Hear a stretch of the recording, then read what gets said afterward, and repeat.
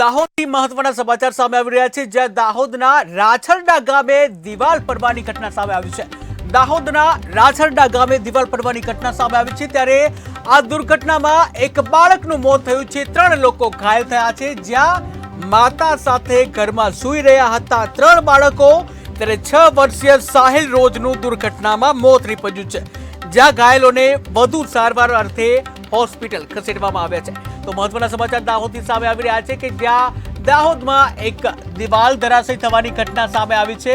જ્યાં દાહોદના રાછરડા ગામે આ ઘટના બની છે। દિવાલ ધરાશયી થતા એક બાળકનું મોત નીપજ્યાના સમાચાર સામે આવી રહ્યા છે, ત્યારે આ ઘટનામાં 3 લોકો ઘાયલ થયા છે, જ્યાં માતા સાથે ઘરમાં સૂઈ રહ્યા હતા બાળકો। આ બાળકોને પણ ખબર નહીં હોય કે સવાર પડશે કે કેમ, જેમાં એક બાળકનું તો મોત નીપજ્યું છે, જ્યારે અન્ય જે છે એ સારવાર હેઠળ છે। 6 વર્ષીય સાહિલ રોજનું ઘટનામાં મૃત્યુ થયું છે, ત્યારે આ 6 વર્ષીય માસૂમ સાહિલ રોજને પણ ખબર નહીં હોય કે સૂતો છે તો સવાર જોશે કે કેમ, કે જ્યાં દિવાલ ધરાશયી થતા 6 વર્ષીય સાહિલ રોજનું દુર્ઘટનામાં મોત નીપજ્યું છે, ત્યારે ઘાયલોને